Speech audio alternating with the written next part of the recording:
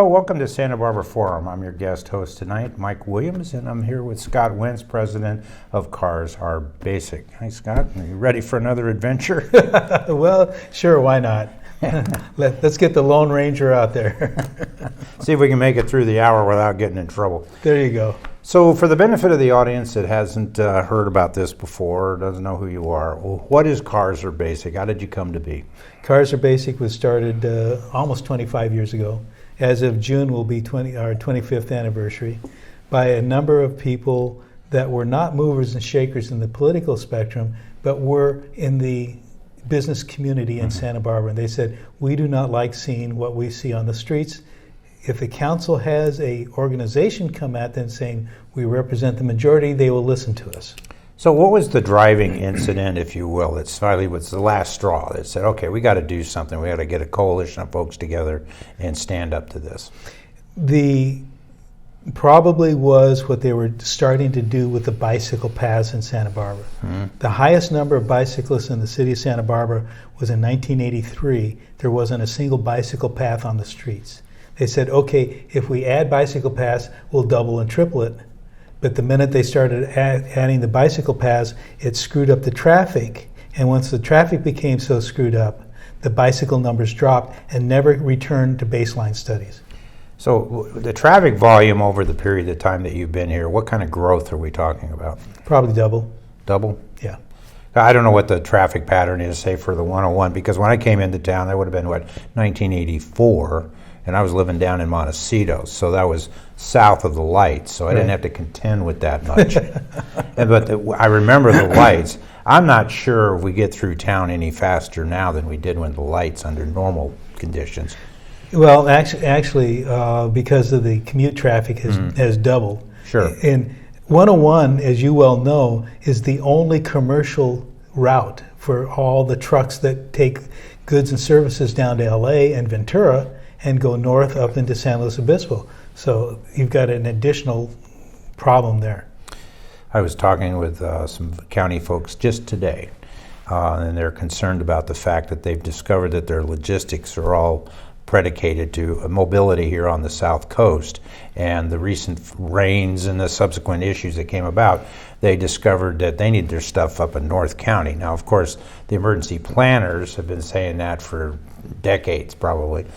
But now it's finally starting to happen, and that's certainly not the first time that the 101 and the 154 were closed at the same time. Right. Probably the most notable one was the Gaviota fire, yes, which takes us all the way back to 2005, 2006, where you had one fire that broke off, became bifurcated, and one went one and one went the other, and that had the freeways and 154 closed. That's right. That's right. It went over into the bird refuge back up in there.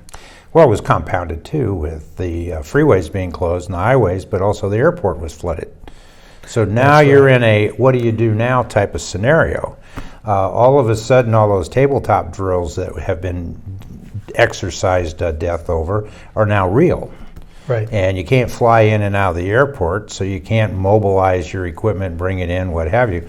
You got to come up with alternatives. Now, truth be known, it wasn't that big of a deal for them to come up over 154. At least it was still passable. But there have been events in the past that where 154 was not passable. Yes. So, but anyway, back to you folks. What was the first type of big event that you took on as an organization and said, this is it, we're taking charge? It was the bicycle numbers. Okay. And then the second one was the Milpas Carpinteria Roundabout. Right up the street. Yes, yes. And why did that set you guys off? Because we knew it would not work. And it was interesting that Caltrans also understood that it would not work the way it was being promoted to the public. Mm-hmm. And Caltrans turned around and said to the city of Santa Barbara, we will not participate in this with you. If you wish to build a roundabout right there, this is part of the old state highway program that goes up to Sycamore Canyon. The city of Santa Barbara will have to buy all of that route all the way up to Sycamore Canyon, which added almost a third of their main arterial roads at the time when they didn't have a lot of them.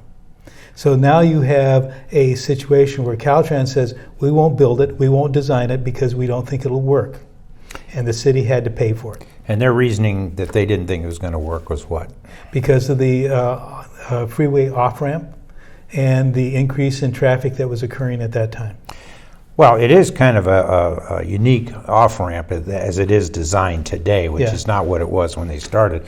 Because you also have a railroad grade crossing there. Yep. You've got your intersections not at right angles, so your visibility coming in off the ramp is such that you can't really see.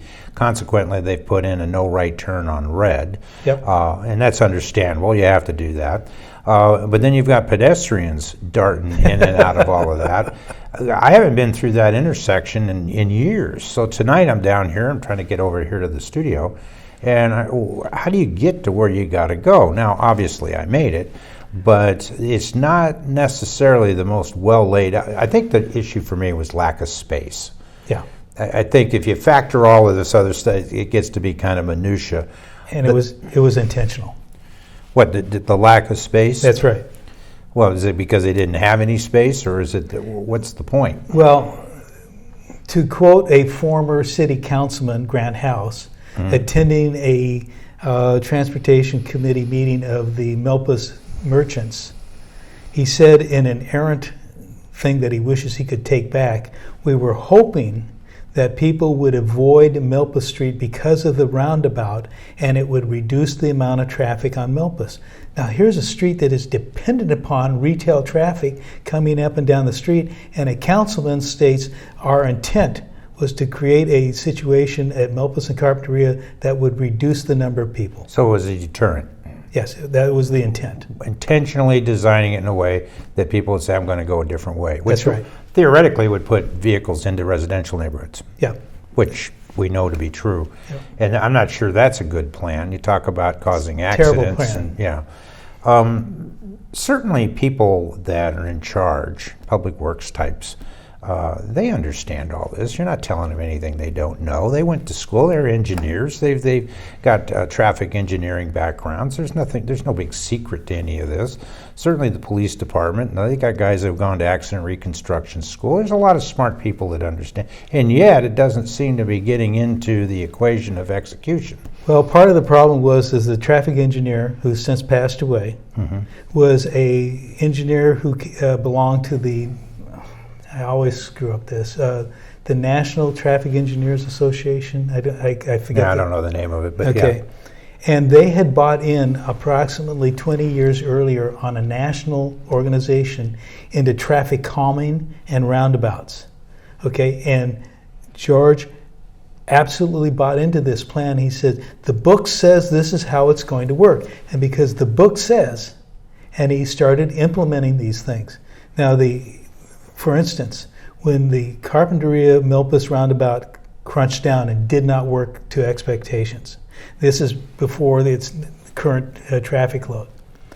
What he did is he took the stoplights that used to be on the intersection on either side of Carpinteria and Milpas, and he had mothballed them because no sense in throwing away good equipment, right? He pulled them out and he put a stoplight up by Crown Liquor up there at a block away from the roundabout. And then he went down on Casique Street and he put another set of stoplights there. That was to intentionally meter the traffic into the roundabout, because left to their own devices, individuals will not meter into a roundabout that is that small on an efficient way. Well, and they do that in many cities. They regulate traffic. And many of the lights here in Santa Barbara are phased to 25 miles an hour, and that's done frequently. And much of what we see here in Santa Barbara is not unique to Santa Barbara. I see it all over the state. Yeah. And there's certain communities that seem to resist this, Elk Grove being one of them. Elk Grove's a big place, and they've got 3, 4, 5 lane highways and roads up there. And they just don't seem to be doing any of this type of silliness. There's some exceptions over on the far east end in the agricultural rural area. They're starting to do this roundabout thing, but they're taking a conventionally engineered T intersection and then putting a roundabout within the parameters of that. And that is causing a whole bunch of problems, because the turning radius of the vehicles that come through there can't make the curve. Exactly. And but yeah, they clearly are restricted to the confines of the property lines. We had one of North America's top physicists. He was a DOD guy, black box, everything. And Roger was one of these guys. All he had to do is take a look at something in 15 minutes. He's going, I've got it, okay? And he said point blank, the angle of deflections, that what they're doing on these roundabouts is actually causing the problem because the roundabouts are not big enough to allow the traffic to flow. You just said that on the intersections that they're putting the roundabouts in. Well, I've handled so many traffic accidents, and I guess that's why they wanted me to interview you on this, because I look at this completely different than you do. I mean, you've got your reasons.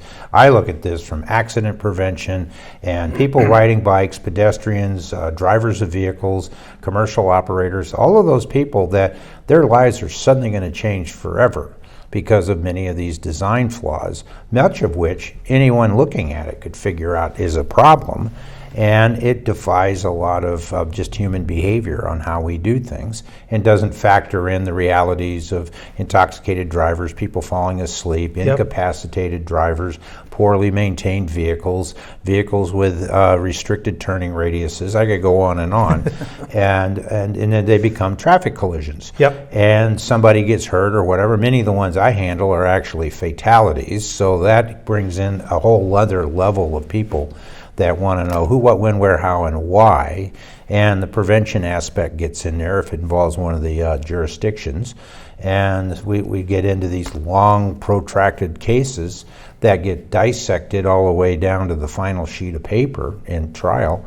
And it doesn't need to be. It's unnecessary. I've got a bike collision right now where the bicyclist is permanently disabled.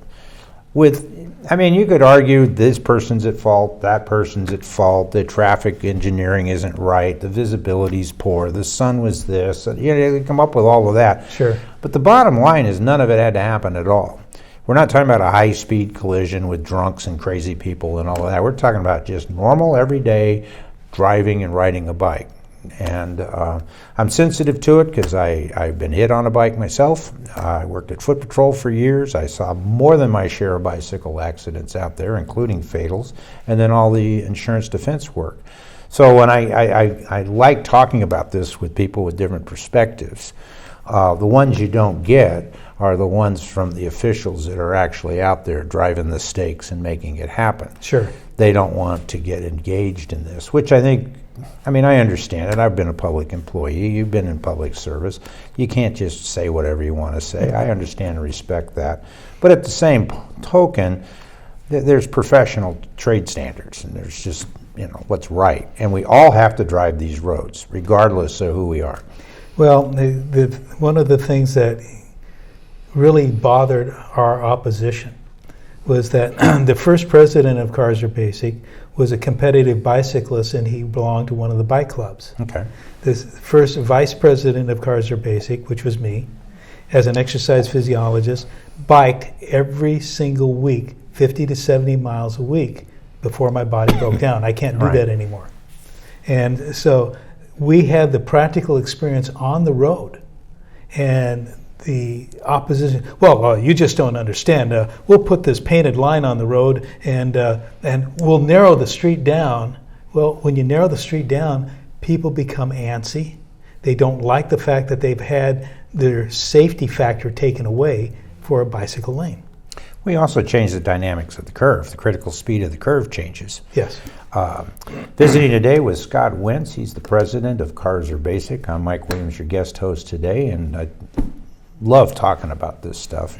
I don't know what the real solution is. I'm not even sure there is a solution. I think awareness and education and recognizing that some of this is being driven by forces way beyond anything that we can do, and we can pontificate all we want. It's not going to change anything unless collectively on the state level people say they don't want to put up with this anymore. And I think eventually the pendulum will swing. We've seen these kinds of things in the past, social engineering that just doesn't work. I think once enough municipalities have enough problems, enough fire trucks, buses, large-scale heavy vehicles. I came through here the other day, and the city of Santa Barbara has several very large public works vehicles for clearing out the sewers. I don't know. They're optical inspections and Roto-Rooter and all of that. Well, these trucks are huge. They're on the same chassis that the fire trucks are on, the same chassis that the Marburg trucks are on, and what have you. And they have nowhere to move. And you put that in the middle of the street, which is where it's designed to be and where it needs to be. Where do all the cars go? That's right. And you compound that with the delivery, which you see in the morning, because the stores need to take their delivery of shipments, whether it be food, water, wine, beer, whatever, that's going in all along State Street and the side streets and over here at Giordano's, and you've completely restricted the flow of commercial enterprise, which is theoretically what we're trying to keep open. A good example of this is down at Olive Mill and Coast Village Road. The city of Santa Barbara, knowing that they had the approval to put in the roundabout, approximately a year and a half, 2 years ago, put in a delta to start diverting traffic. Okay, these people are going to go left, these people are going to go right, and so forth. The other day, on your radio show, there was a report that you heard on the radio where there was a traffic accident between an MTD bus and a large tree crew. Okay, the truck, the tree crew truck, could not negotiate the turn because of the delta that they put in there, and now it's been compounded by a roundabout.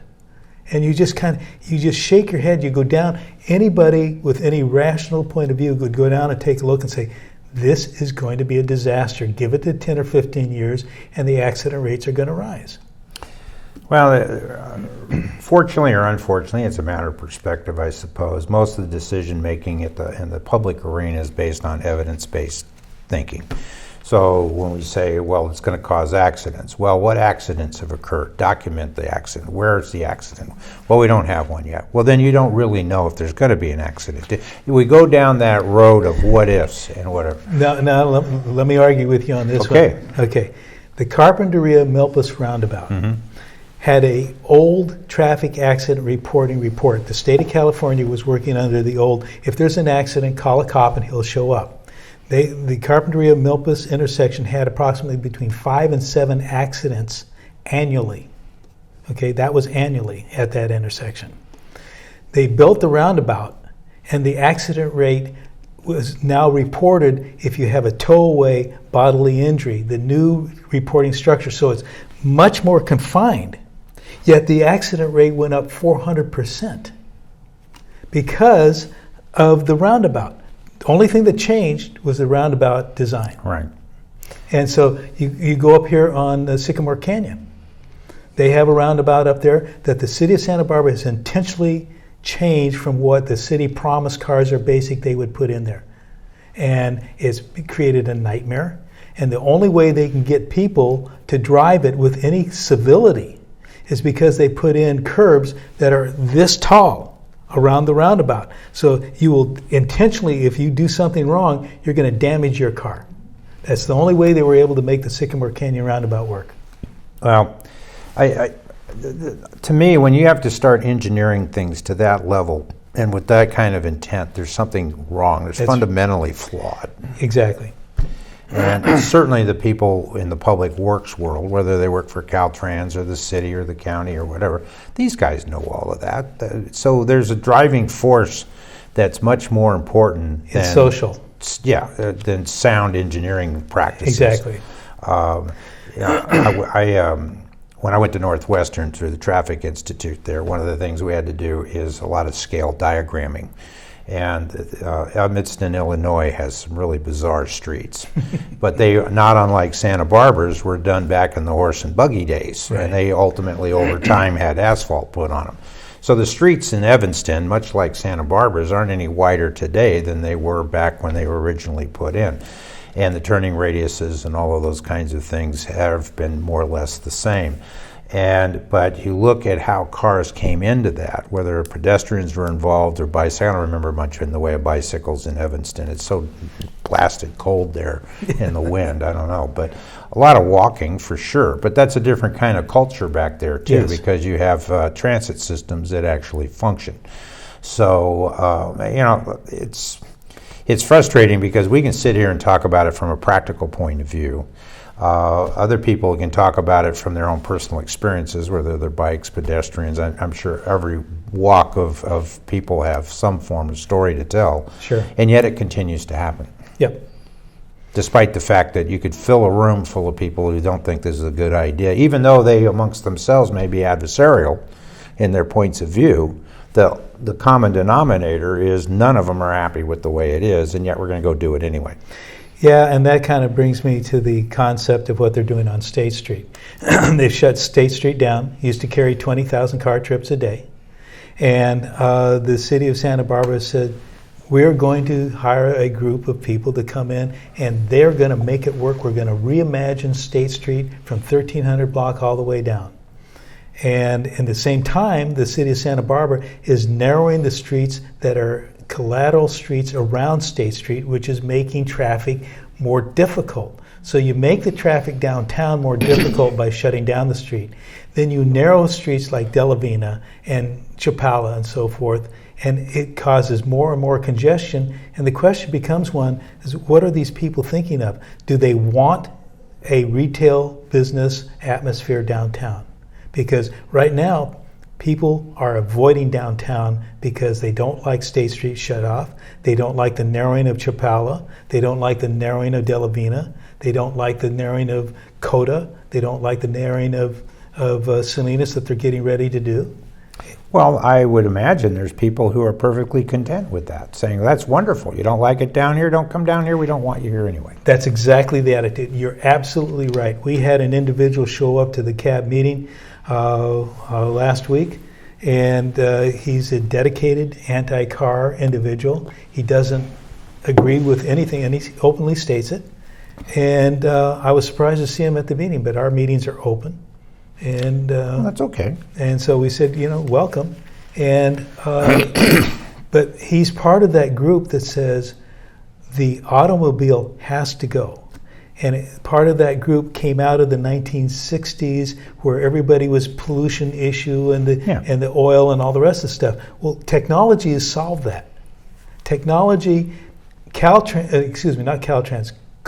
California Air Resources Board, stated in 1999 that if the state of California did nothing more, absolutely nothing more, that all of the pollution as measured in Southern California by the automobile would be gone, 100% gone, because of the technology. Well, I can't disagree. I mean, yeah. I have no problem getting rid of cars for me personally, because they're expensive to maintain and the insurance and everything else. But the reality is I drive almost 30,000 miles a year in my work. Most people, not most, but many people here in Santa Barbara, including many of the elected officials that are making these decisions, live in Ventura. They're driving up here. I had an email from an elected official just this week complaining about the traffic coming out of Ventura. Yeah. And I wanted to write back saying, well, were you on your bike? Because there's a bike path through there. But I contained myself. But the point is that even they have to drive. Yep. They're not immune to this. The judges who have to make the decisions as far as the civil cases go and traffic court and things like that, they drive the same roads that everybody else does. Right. You're not going to go in and tell them anything they don't already know from firsthand experience. And yet we're going to continue to do this. And the best that I can tell is it's a way to get the grant money. Well, to pave the streets. The objective is to get the streets fixed. And if what I got to do is put in a bike lane, so be it.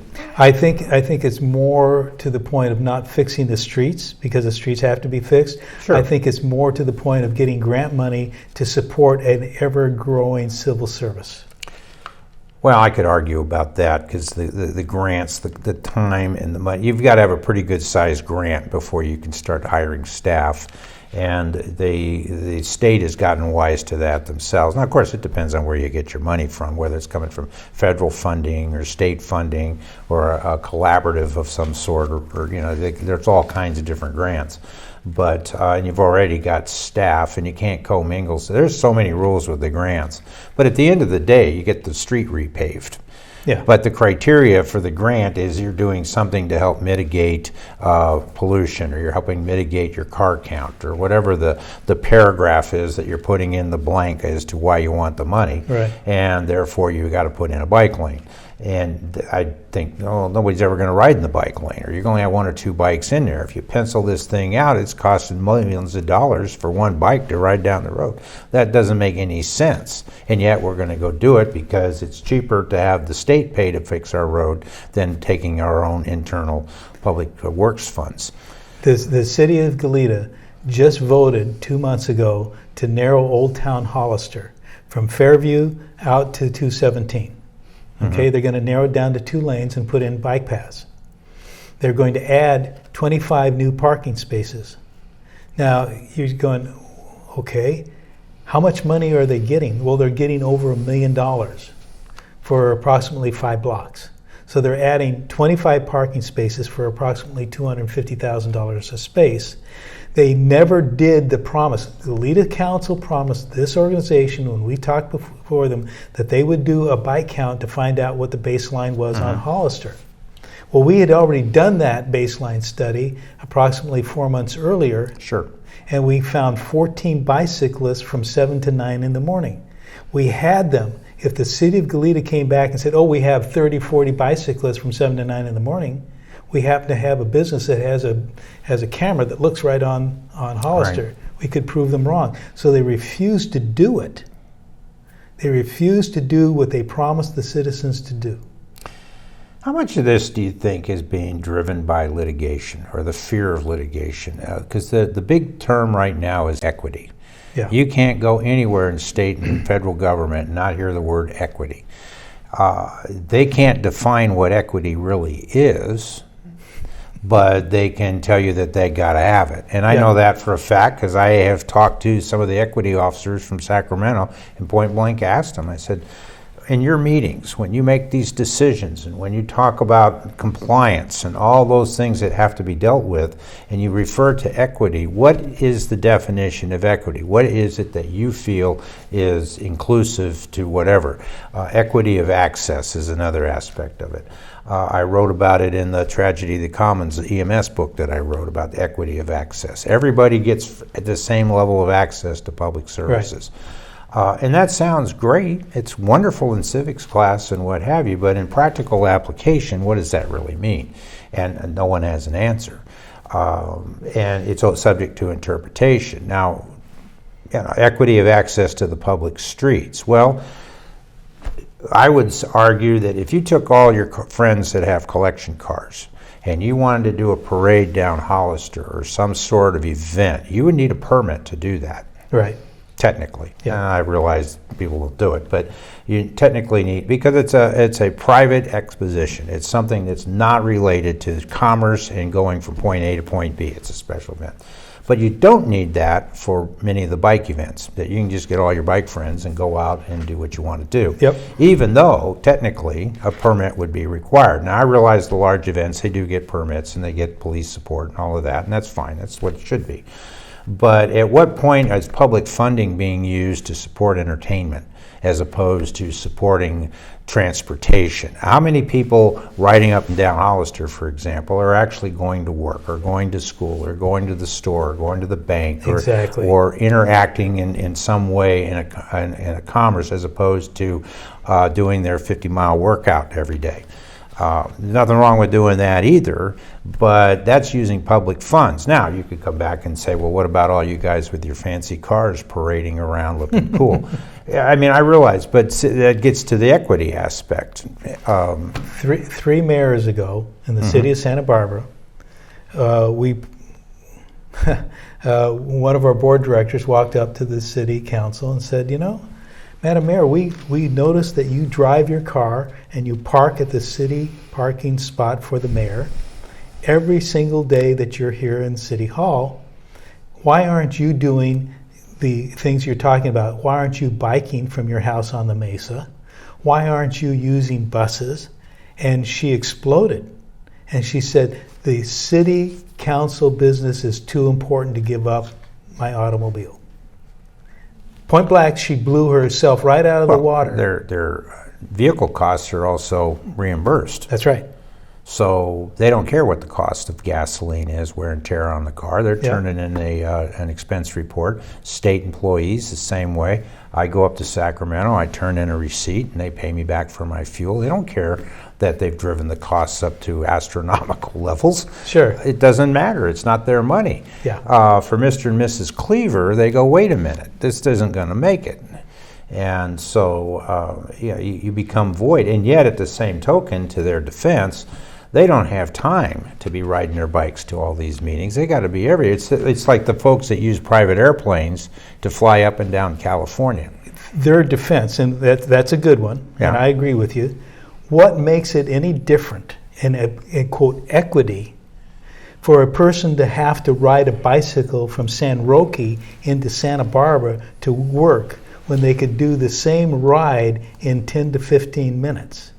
So the council's saying, in our defense, we have to do this. We have to. Well, doesn't the person who works, doesn't the person that has to get to their job have the same options that the council has? Well, according to the way they're planning, Not no. the way they do it, no. And yet, you're absolutely right. We're kind of getting into the weeds a little bit. I wanted to also cover a little bit about alternatives. Right. Because it's not fair to just sit here and say, give everybody their keys back to their cars and let's go back to normal. What options do we have? Now, once upon a time, there was a trolley system in Santa Barbara. Right. I'm told that depending on where you dig up the street, you can still find the rails. Not anymore. They took them all out. They've taken everything out? Yeah. There's a gorgeous map at City Hall on the wall that shows the city back at, 1910 or whatever it is, 1920, I'm not sure, but it's a beautiful map. And it shows all the tracks, it shows everything you want to know. It looks pretty much like a map if you went down and got an as-built today. And you look at all that, well, it's all gone, and red cars are gone or whatever. The closest thing that we have is Amtrak. But Amtrak is unreliable for a whole host of reasons here on the West Coast. Now, if you take the Amtrak up in the Northeast Corridor, it runs on time for the most part. But you're not going to see that over here.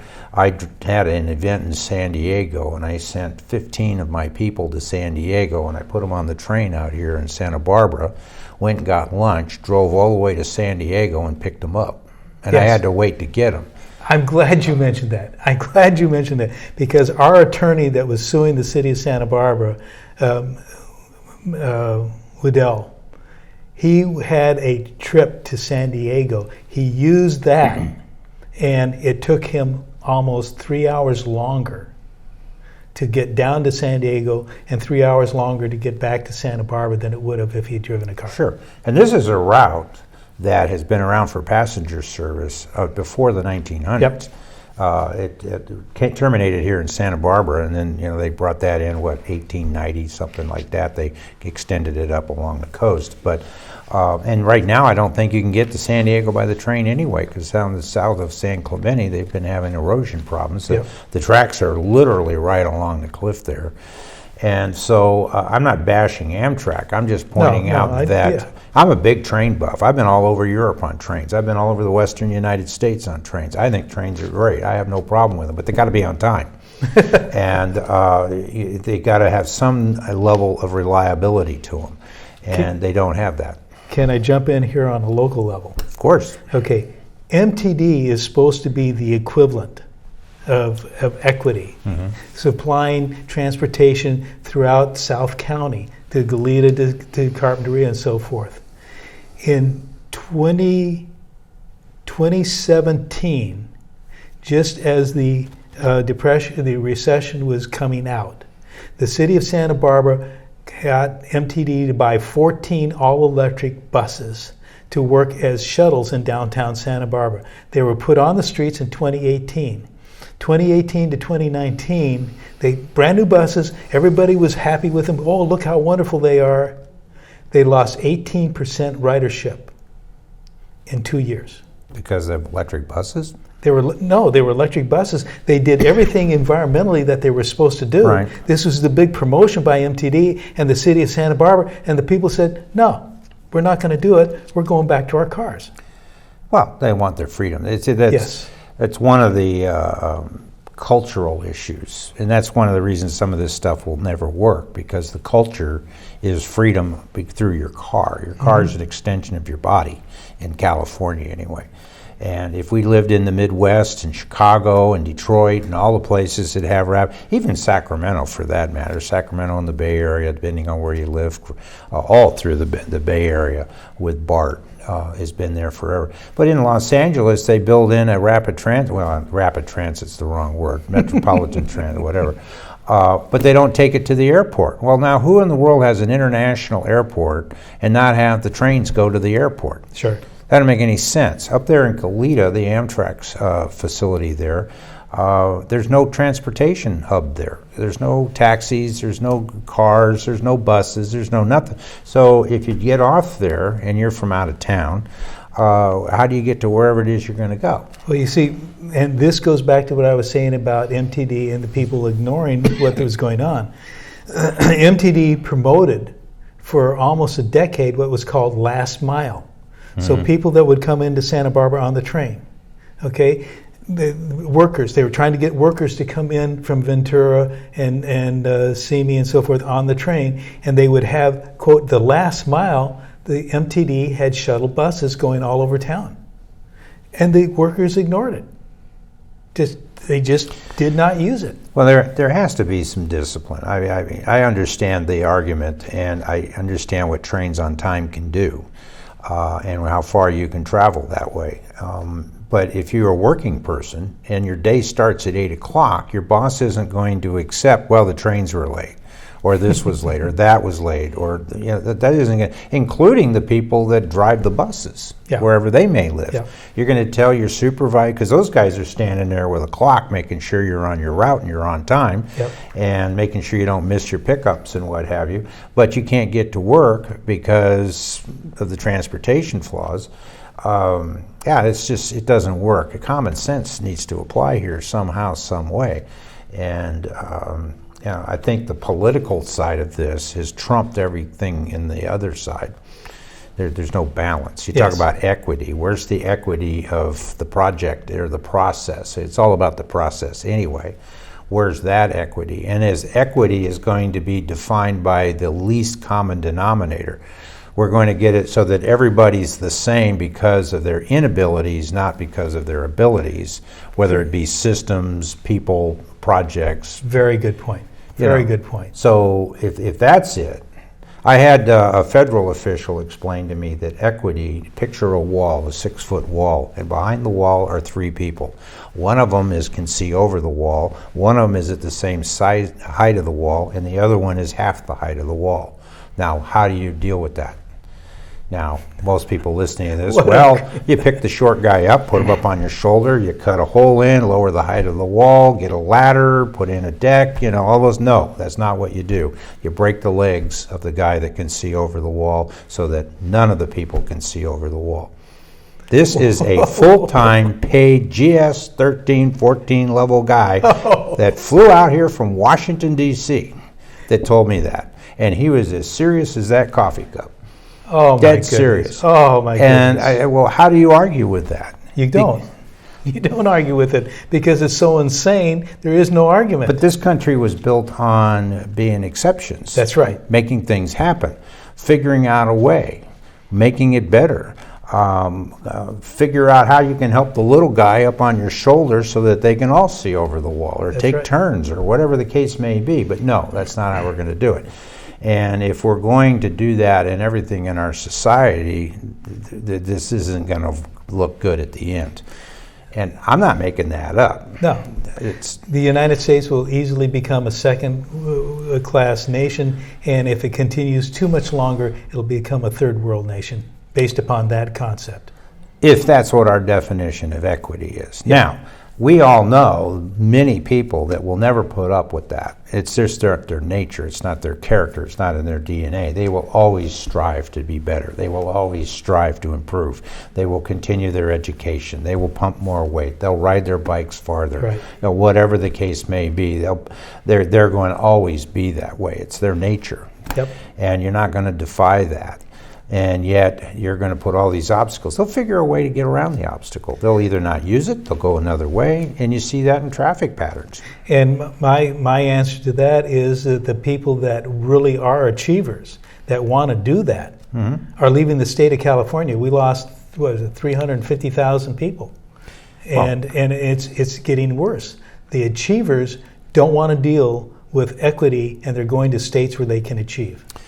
Well, and I think what we are defining as achieving is changing too. Yes. I mean, the culture and what we grew up around, and many of the people watching this, we grew up in the 50s and the 60s and getting a house, getting married, having the kids, getting the real job, doing all of the things that we would define as levels of success.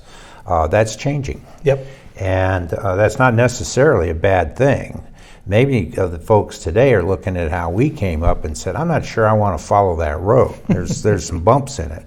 And I applaud that. I don't have a problem with it. But you can't do it overnight. Yeah. And it's also, you can't pull everybody down in order to justify the fact that others don't want to play the game anymore. And that's what appears to this organization that's happening. Yeah, you're going to get everybody out of their cars. If that's the objective, let's assume that that's the objective. And we are going to do that by raising gas prices, by making insurance prohibitive, by creating a licensing process that's cumbersome for a vast number of people, and that we're going to create a driving system network with our roads such that no one would want to do it if they don't have to.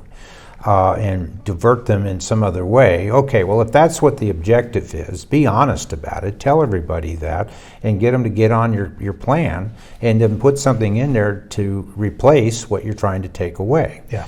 Now, if I've been back east a lot, not as much as many people watching this, perhaps, but you can get up in Connecticut and get down into Manhattan, and you go Rhode Island over to Boston. You can get all those places by the trains and other systems and be fine. But that requires a level of discipline that I don't think necessarily exists in California as it relates to being on time. That example that you used of, what was it, in the Northeast? The Northeast Corridor? Yeah. Yeah. The Amtrak, approximately 15 years ago, did a massive increase in the amount of rail capacity for that corridor. So you could literally go down to New York and Manhattan and so forth. The outcome? More people are on the freeways. And you're just kind of going, wait a minute, you just got through expanding the system so that you would not have to do that, and more people wound up on the freeways. There is several expressways there that are packed coming out of Albany as you work your way down into New York. But yeah, I chuckle in a way because I think we could complain all we want about traffic in Santa Barbara, but it's nothing compared to Portland. It's not even close to Seattle. We can name a bunch of places where traffic is just beyond description. Yeah. And we don't really want to go there. Seattle has an unusual situation. They have no more dirt in which they can do anything with. I suppose you could stack the freeways, but I imagine they, from an engineering point of view, can't do that. Otherwise, they probably would have done it. They have already built the city on top of the old city. That's true. And so here in Santa Barbara, that the water level is being what it is, there's some stability issues. Another area that is an issue for me anyway is the building code, the streets and highways code, and the fire code. Just three that come to mind that seem to be pushed off to the side and either ignored, or we'll get to it when we get to it. And when you look at the width of roadway, mandated widths of roadway, and access for fire service and stuff, cities burning down in their downtown areas, losing entire blocks, especially in older communities because of common ceilings and roofs and attic space and what have you, is not uncommon. It's not every day. Yeah, that's the East Coast building. Yeah, common roofs and Right. But you got to be able to get your fire apparatus in and stage it, because they got their tactics, they got their pre-planning that they've got set up, and how they're going to approach things. And hydrants are pre-deployed so that you got water sources. You're going to need all that one of these days. And if they can't get in to do that, whether it be a fire, gas leak, earthquake, people tend to forget that because we don't have them very often. any number of reasons that they have. It's just the medical aids. Yep. The city is responding on medical aids constantly, and the vehicles have to get in there. Now, certain fire departments have articulated rear wheels on their trucks. Some of the buses have articulated rear wheels. I would imagine some of the MTD buses here do. I don't know that to be true, but No, they don't. They don't. They haven't. No. Well, that's unfortunate, because if they did, they'd be able to make these curves and not have to hop the curb. And every time you hop that curb, you got a potential claim in the passengers in there, and or you hit somebody on the sidewalk, which in fact has happened. I know that for sure. And it's not unique to Santa Barbara. I don't think it's unfair to say that Santa Barbara is the bad guy here. I think they're almost they're being pushed into a line of compliance that I think even they wouldn't want to do if they were to be honest with everybody, but they can't. I don't know. This is what your forte, but like I said, you look at this differently than I do, but I think at the end of the day, X equals we're in agreement. That's right. And what you do on one side of the equation, you have to do on the other side. Because of equity. That's right. The equity of access. The thing of equity, which may or may not have anything to do with traffic, I don't know. I guess if we could say that if it's equity because everybody's standing in line together. But how is that improving our air pollution? How is that improving efficiency of fuel consumption? How is that improving time? That's another area that irritates me personally. And I think anybody that has their own business or deals with reality in a time-based system says my time is worth something. It may not be worth anything to all the people out there, but it's worth something to me. That's right. And these absolute contempt towards people who value their time by others is infuriating, because that's how I make my living. That's how you make your living. And many people out here bill by the hour or what have you, and their time's worth something, or it's worth something in the respect that they have to be somewhere at a specific time to do things. And the fact that no one else that seems to care about that, I think, is unfortunate, and it's going to backlash. A number of years back, I was working in a building downtown Santa Barbara on Carrillo Street. Mm-hmm. And I decided to take the challenge that was thrown at us by the Bicycle Coalition. And I gave up my automobile except for absolute necessity. I mean, if I absolutely had to use it. I walked to work, I walked back from work.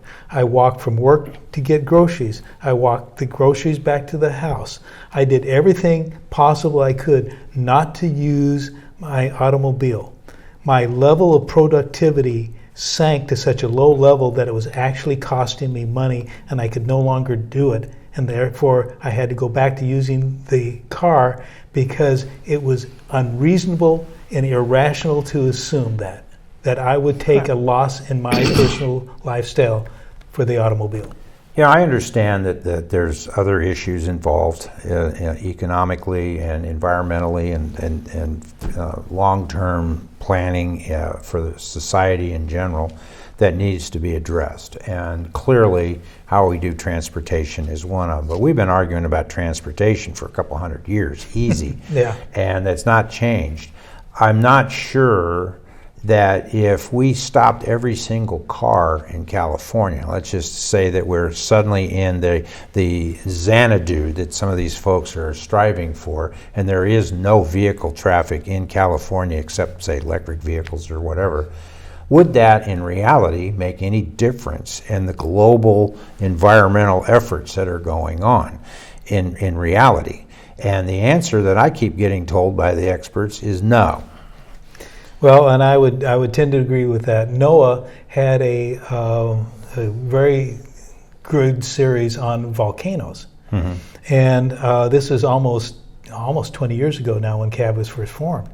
And the volcanologists were saying every major eruption produces more carbon and greenhouse gases in one eruption than all of human production worldwide does. And look what you've had just in the last 4 or 5 years worldwide. I don't have any problem with the efforts that are going on out there. I'm just saying let's stop and think for a second. Yep. That's all I'm asking. Yep. It's like the 5,600 units that they want to build out there, and they don't want to build any parking for it. What was the length of the 21 miles. 21 miles of cars stacked end to end. If you take 5,600 and you figure that that's going to be at least one car per unit, Right. housing unit, that's 5,600 cars. Now we know that's probably closer to 2. Right. You take that and you figure the length of the total car is, what, 20 feet on average? Some are going to be longer, some are going to be shorter.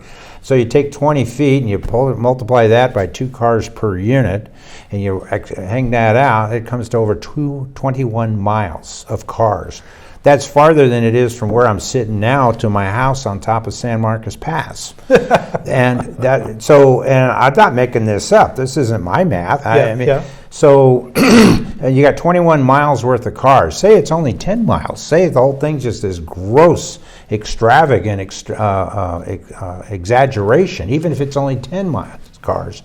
Where do you have 10 miles of free asphalt anywhere on the South Coast to put these cars? And the city of Santa Barbara, for instance, is getting ready to narrow State Street from Constance to 5 Points. It's in their bicycle master plan. They're going to take 2 full lanes off of State Street. Forget the cars. Let's say we're still back in Xanadu and everything's wonderful and we're skipping through listening to our fairy dust falling on the floor, and we got 5,600 bicycles. Right. Where are you going to put 5,600 bicycles on the roads? We can't handle that either. That's true. Very true. So that's why I'm thinking, does anybody stop? And these are all engineers. This is stuff that engineers think about. I'm not the engineer. But I've got 5,600. It's actually going to be at least twice that. So at least 10,000, probably closer to 12,000 bicycles if you're in your Xanadu environment. And you're going to put those on the road. And where are they going to go? And where are the jobs to support that?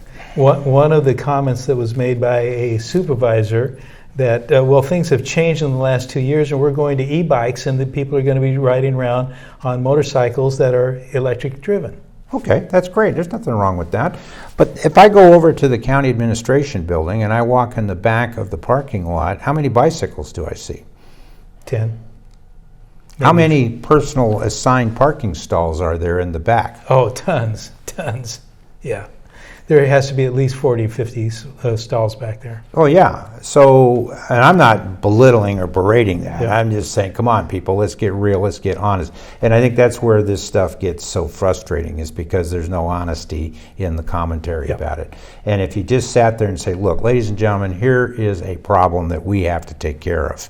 Here's what we're doing to do about it. Here's why we're doing this. This is where the money's coming. If we actually had that kind of conversation and treated people like adults that are educated, it's a highly educated community. It's not unreasonable to think that educated, smart people, regardless of what side of the arguments they may be on, might be questioning the way things are being done because there's no honesty in the process. It's just an illusion that things are being done fairly, where in fact we're just bulldozing and ramming this stuff down.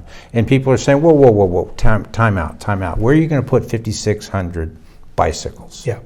And that doesn't even include the additional travel. If you're going to put 5,600 people in the South County, those people are going to want to go down to Kyriel Shopping Center. Sure. So you're actually going to have more miles driven, even though it says, oh, we're putting them next to their jobs. That doesn't stop them from driving to get food and stuff. And as soon as it rains, or anything like that, people are going to be driven to their cars or to your transit system. It used to be called rapid transit. When I worked in Los Angeles, it was RTD. The buses were white with orange and yellow stripes. And we used to, there was nothing rapid about it. But then they went to different titles because people were just making too much fun of that. Just call it transit. Let's keep it simple. Our traffic engineer just sent me an email saying that the city of Santa Barbara just repainted all of its buses. And he's going, does this make sense to put in bus colors that people that have visual impairment can't see them in fog and rain? Well, we're running out of time here. How do people get a hold of you if they have any questions, good, bad, or indifferent? The email is cab, at carsarbasic.org. Send us an email. You're more than welcome to come to our monthly meetings, which are the last Wednesday of the month at Santa Barbara IHOP at State and Valerio. Excellent. And is there a phone number? Hardly ever used. I can't even remember it. Well, we've gone long here, so we're going to have to cut. I appreciate you taking time out to be here. And on behalf of TV Santa Barbara, we'd like to thank you for the use of the studio. And we go From there, if you want to get a hold of us over here, what we're doing, you can get a hold of me at KZSB AM 1290. There you go. Yeah, doing this. Yeah, it's been interesting talking about traffic. I didn't go in there with any agenda. It's just doing the traffic. But day after day after day of watching quick maps, which is essentially at real time, it's got some limitations to it. You begin to see where the choke points are, you begin to see the traffic patterns, you begin to see people going into residential tracts and areas where they probably really shouldn't be. You begin to see reoccurring patterns of slowing that don't necessarily need to be there. You got the specific intersections. I've given names to certain things like the Midtown Curve and the dogleg up there at State Street in Alomar. And you ask yourself, well, why? You can almost set your clock to when this is going to be a problem. And almost anything will cause that to be completely disrupted. Edison right now, out here putting in new power lines and structure, they're working in the streets, they're having to block off some of the main arteries, which it needs to be done for sure. But where do the cars go? Where do the delivery trucks go? Whatever. They go on closed State Street. Well, and that's fine. The other question is that from an engineering point of view, how many of these streets can handle the weight load and the volume? Very good point. You talk about the potholes and the cracks, and there's a reason those streets are that way, and it's because of heavy overloaded vehicles. That's right. And it's unreasonable to think that the police department's going to go out there and start doing commercial enforcement. They don't have the wherewithal to do that. You don't want them stopping trucks in the street anyway. The long-distance Teslas weigh 5,000 pounds. Yeah, that's a huge load. That's more than a pickup truck. Yeah, so, we didn't even get into electric cars. That's a whole nother interesting challenge. I have no doubt that the technology will resolve all those problems with electric cars, but it's not here quite yet. And the other irony of all of this is the contradictions that exist in the arguments about environment and what's good and what's bad. Because I was under the impression that mining was bad, that we don't want to do any mining, and drilling is an extension of mining, I guess. That's fine, I'll go with that argument. If that's the case, though, where are we going to get the materials to build the batteries to run the electric cars? Lithium and cobalt and nickel and zinc? Well, it goes back to where you're going to put the 5,600 bicycles. There you go. We're not even talking about where are you going to do with the sewage, what are you going to do with the trash, what are you going to do with the water, and all of those other questions. Anyway, be that as it may, we've gone long here, and I want to thank you for taking time out to be with us. Thank you for inviting me. Once again, thank the folks over at TVSB for their support, and wish you a good afternoon here. Any questions, get a hold of Cab, and I'd be happy to work with you. And I'm Mike Williams, and I'll catch you next time around on Santa Barbara Forum.